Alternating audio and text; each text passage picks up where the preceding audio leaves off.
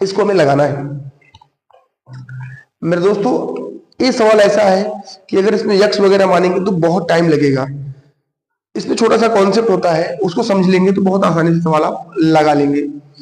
जैसे कॉन्सेप्ट क्या है उसी पर हम बात कर लेते हैं मेरे दोस्तों। पहले कॉन्सेप्ट आपको समझा देते हैं। जैसे हमने कहा ए की उम्र है 5 साल, तो 2 साल बाद कितनी इसकी उम्र हो जाएगी? 2 साल बाद कितनी हो जाएगी? 7 साल हो जाएगी। हमने कहा बी की उम्र है मेरे दोस्तों 3 साल, तो 2 साल बाद कितनी हो जाएगी? 5 साल। तो हमने कहा ए और बी की वर्तमान आयु का योग कितना है? तो अब कहेंगे सर जी 5 और 3 कितना है? 8, और यहाँ इनको जोड़ेंगे 7 और 5 12। ये 2 साल बाद ही है। तो अगर ए 2 साल बाद 2 बढ़ा, 2 साल बाद 2 बढ़ा। अब अगर हमने कहा ए और बी की वर्तमान आयु का योग अगर 8 है तो 2 साल बाद कितना हो जाएगा? तो कह रहे हैं 12, जबकि आपके हिसाब से कितना होना चाहिए? 10। ए और बी की वर्तमान आयु का योग अगर 8 है तो 2 साल बाद कितना होना चाहिए? 10, लेकिन हो कितना रहा है? 12। तो यही तो कॉन्सेप्ट है मेरे दोस्तों, इसी को समझना है।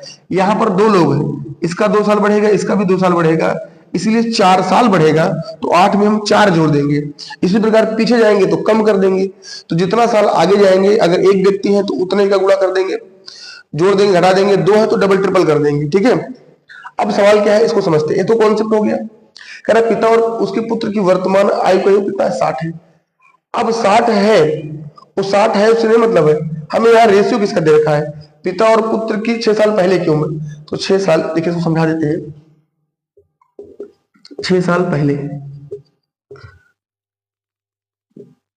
पिता अनुपाति पुत्र, तो पिता 5 गुना था, पुत्र कितना था? 1। ये 6 साल पहले था। तो 6 साल पहले इसको भी ले जाओ।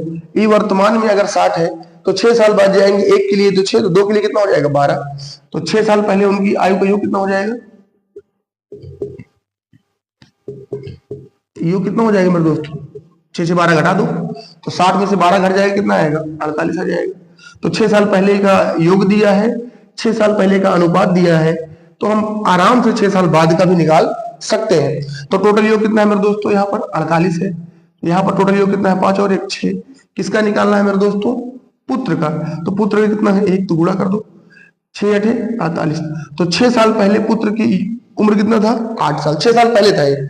6 साल पहले से जब हम इसमें और 6 जोड़ेंगे तो वर्तमान आ जाएगा, और इसमें अगर हम और 6 जोड़ देंगे तो हमारा आंसर आ जाएगा। क्योंकि पूछ रहा है 6 साल बाद क्या होगा, तो 6 साल पहले इतना था, 6 जोड़ेंगे वर्तमान में आ जाएंगे, फिर 6 जोड़ेंगे तो जो पूछ रहा है वो आ जाएगा। तो जोड़ो कितना हो जाएगा? 8 से 14, 14 और 6 20 साल।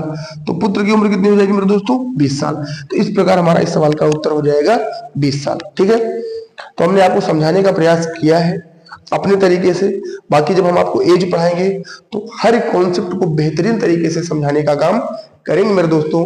तो आप इस सवाल को ऐसे लगाएंगे, यक्स वगैरह मानेंगे तो टाइम बहुत खराब हो जाता है उसमें, और सवाल लगता भी नहीं जल्दी से। ठीक है, आप इसका स्क्रीनशॉट लीजिए, आपको हम दूसरे सवाल पे ले चलते हैं।